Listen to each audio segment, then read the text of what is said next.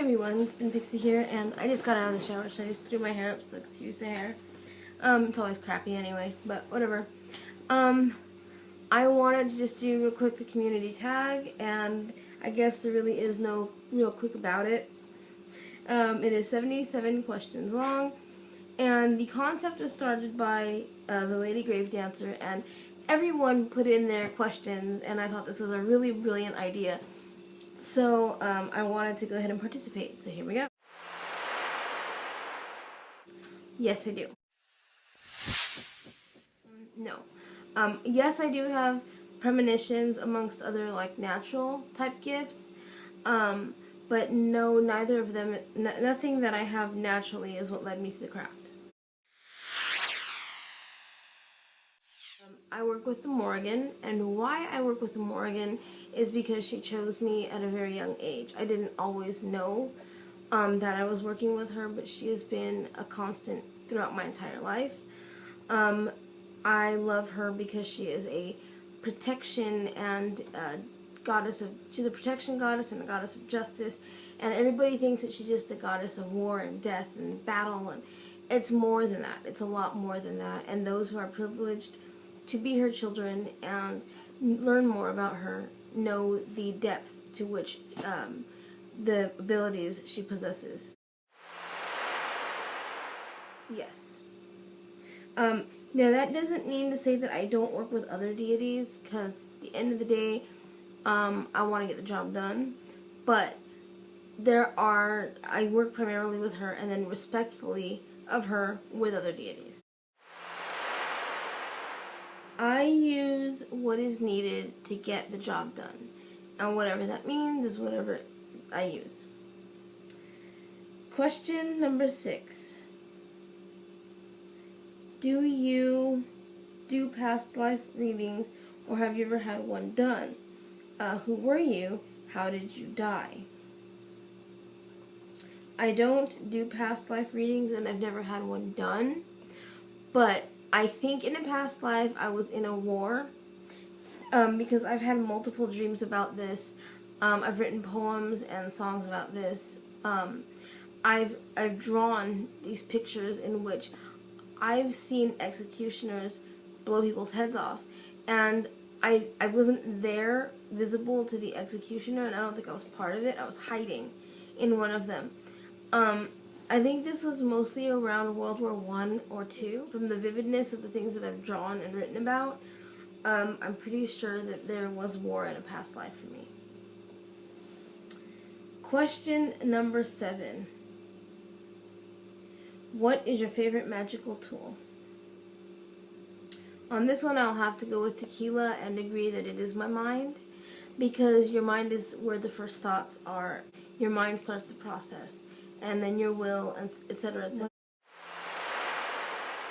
Music is a really huge thing for me.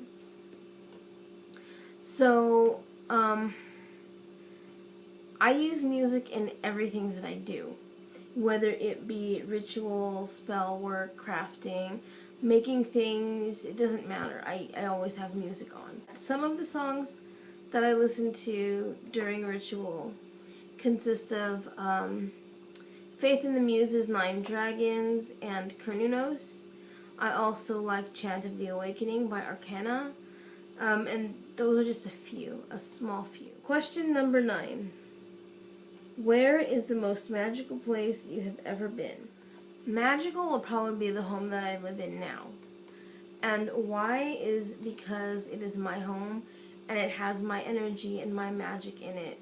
But the lady who this house was built for was an extremely wonderful woman who had a very enlightened sense of being. Question number 10. What animal is your familiar, if any? My cat is my familiar. She's been with me for 15 years, and to explain why I know she is my familiar would take way too long. Question number 11. If you have a familiar, did you choose them or did they choose you? I think it was mutual. She was waking up from a nap and she had this huge yawn, and we kind of locked eyes. That was the first thing she saw when she woke up. I just knew when I saw her she was going to be mine. So I went and I picked her up, and she's mine. So question number 12 is, what in the craft are you best at? Tarot, spells, runes, etc. I'm just going to say healing or protection magic. I'll leave it at that. Question number 13. What in the craft would you say you are weaker at? I can't work magic with people I don't know or don't trust, and I won't trust anyone I don't know, obviously. So groups are probably group magic or group work is probably what I'm weakest at. And question number 14. What is the most favorite part of the craft for you? Spell writing, divination, etc. I think just knowledge, just the things that you learn, the things that you know, because when you need something, if there's something going on that is either bad or in need of quick action, you can do it. That's an awesome thing to be able to do, to know that you know enough about what you practice to take care of what needs to be taken care of. Question number 15. What was the first purchased tool you ever got? Yeah, I would say incense burners. Question 16. What was your first homemade tools for your practice? First homemade tools, again, were incense burners. They were pieces of foil that I folded to look like actual incense burners, and then I poked a little hole with a straight pin. And question 17. What are your feelings on raising kids in the craft? Now, this one is a difficult one for me to answer because I'm not a parent. And because I'm not a parent, I don't feel qualified to answer this question. However, I think that it's perfectly fine to raise your kids around what you do and let them get the gist of what you do, kind of waft it in the air at them, what you do. But I would say even going as far as to not let them practice or be very limited on how much you show them, because it will build their curiosity. I think that forcing your beliefs on your children tends to turn them the other way, make them rebellious, and want to be Christian or Catholic or other religions in which they may end up hating you.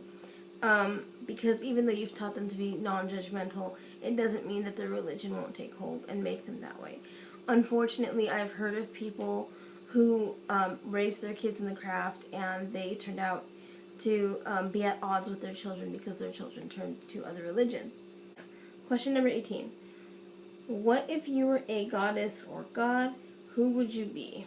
I'd probably say Bastet.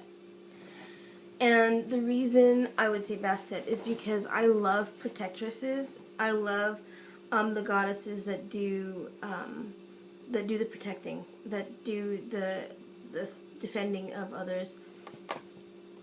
And Bastet is my cat's goddess.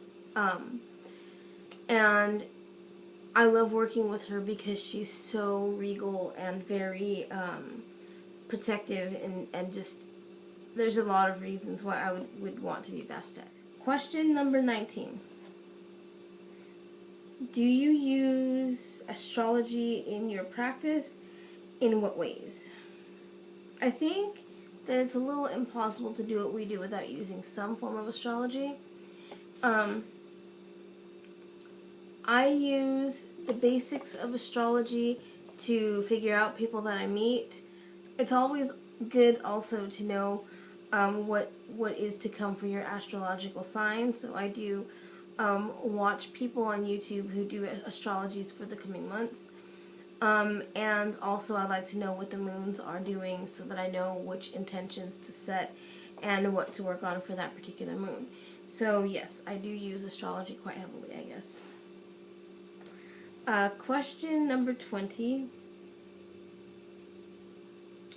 What, if any ways, could you practice dark magic and still respect the beliefs of Wicca? Well, here's a lovely thing about this question, and that is that I am not Wiccan. I don't have any gripes or negativities toward those who are Wiccan, but it is not for me. I've been Wiccan. I think that's the religion that brought a lot of us to the dance. But once we got a little heavier into what we were doing, some of us realized it's not for us. Me personally, I am far too much into protecting and defending to be able to follow that read word for word. Because if someone fucks with my family, they're going to get fucked up. And that's just the plain and honest truth. That being said, I don't believe that dark energy is negative energy. I believe that, I don't believe in colored witchcraft. I don't believe in black magic, white magic, green magic, gray magic, blue magic, teal magic, orange and gray magic. I don't believe in any of that crap. I don't. What I do believe in is energies, and I believe that there are light and dark energies. And dark energy, and I think that there is good energy and negative energy. And negative energy is not dark energy. They're two completely separate entities. So negative energy would be like, always doing curses and hexes and stuff for no reason other than someone cut you off or whatever. Like, that's kind of negative right there. Dark energy is more the void. Dark energy is like the energies that come in the dark moon. That's different than negative energy. It's just a different type of energy. I could practice dark magic really easily, and be respectful of the read because I don't follow the read. So if you don't follow it, you can't disrespect it, I guess.